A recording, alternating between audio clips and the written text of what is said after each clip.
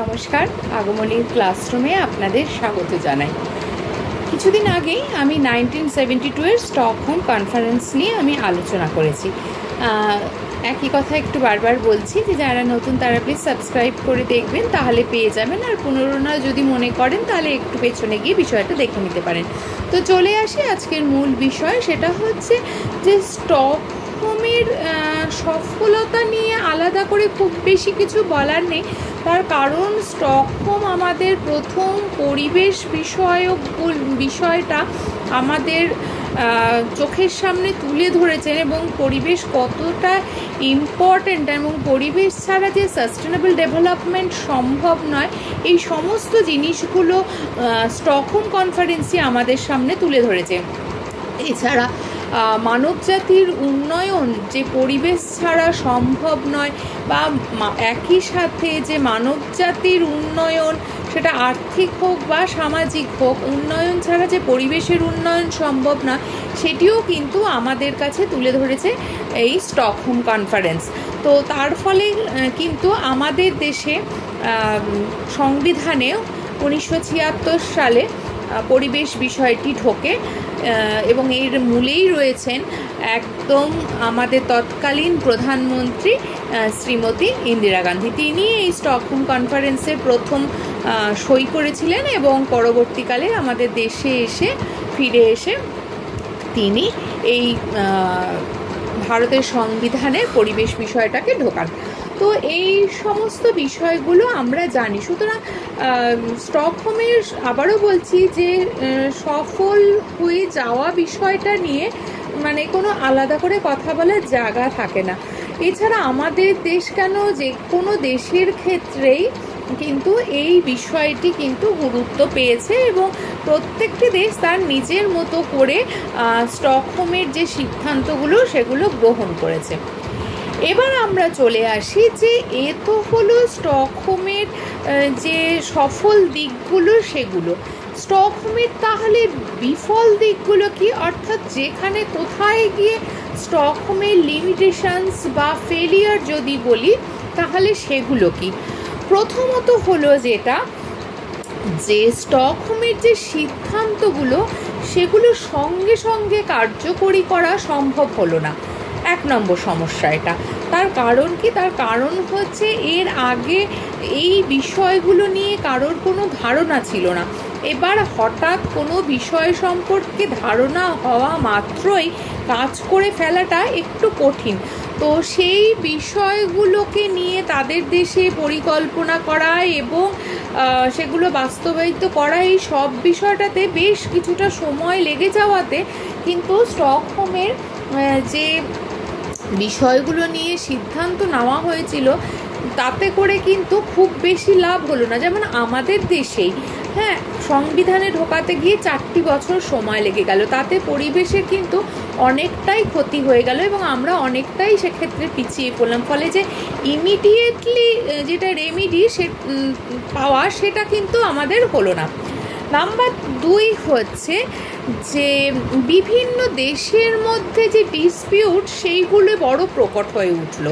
অর্থাৎ কোনো দেশ বলছে আমরা কম পরিবেশের ক্ষতি করি, কোনো দেশ বলছে আপনারা বেশি করেন, এই নিয়ে একটা মতবিরোধ। তারপরে ট্রান্সবাউন্ডারি প্রবলেম, যে সীমান্তবর্তী অঞ্চলের বিভিন্ন সমস্যা, সেটা দূষণ হোক, সেটা ওয়েস্ট ডিসপোজাল হোক, এই বিষয়গুলো ভীষণ রকম মুখ্য হয়ে ওঠে।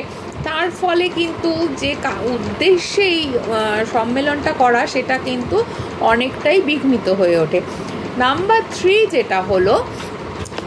3 হলো যে এই সম্মেলনের মধ্যে দিয়ে ডেভেলপড কান্ট্রি এবং ডেভেলপিং আন্ডার ডেভেলপড কান্ট্রি, এই কথাগুলো কিন্তু তৈরি হলো এবং শুধু তৈরি হলো না, এই যে শ্রেণীগত বিন্যাসটা এটা প্রকট হয়ে গেল এবং প্রকট হয়ে যাওয়ার ফলে বহু কিছু, যেমন আমাদের মধ্যে ধামাচাপা থাকে, প্রকাশ্যে আসে না এবং প্রকাশ্যে না আসাই মঙ্গল হয়ে থাকে আমাদের ব্যক্তিগত জীবনে বলুন, সংসার জীবনে বলুন, ঠিক সেই রকম ক্ষেত্রেই যে বিভিন্ন দেশের মধ্যে যে নেগেটিভ দিকগুলো সেগুলো ভীষণ রকম প্রকট হয়ে উঠলো এই উন্নত এবং উন্নয়নশীল দেশ হিসেবে চিহ্নিত হয়ে যাওয়ার পর।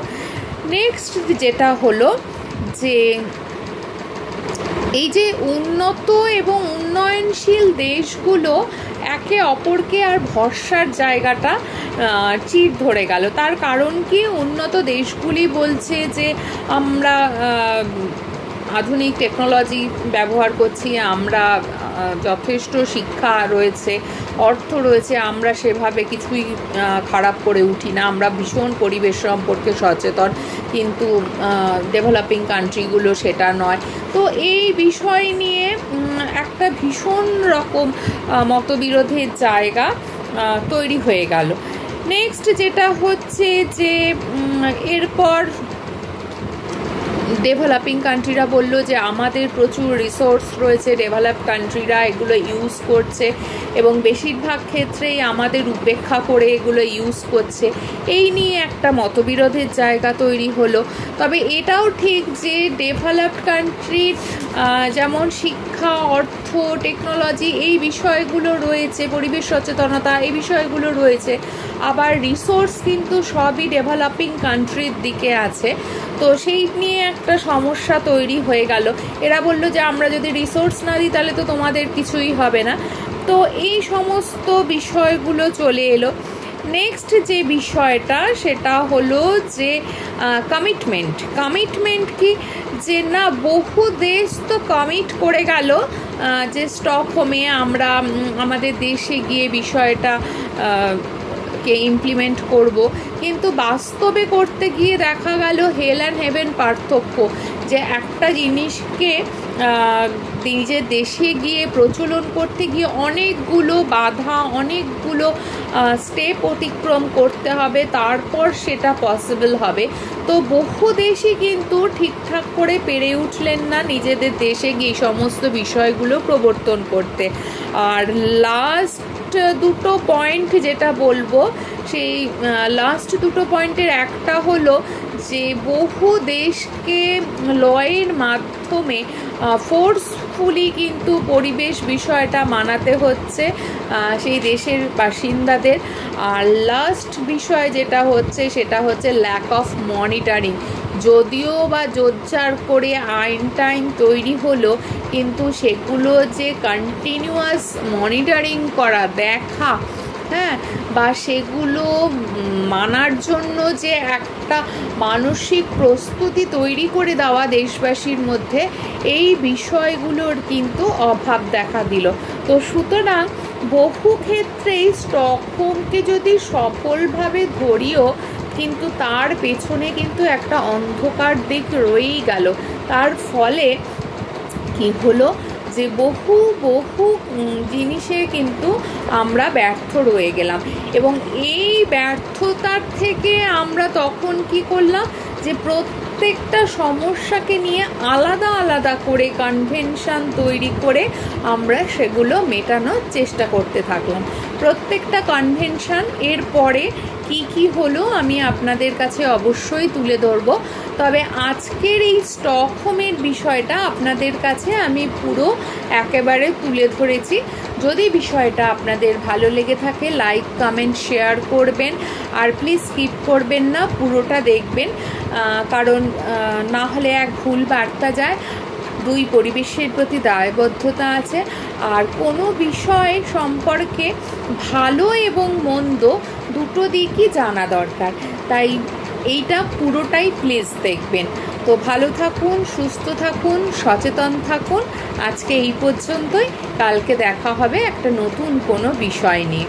নমস্কার।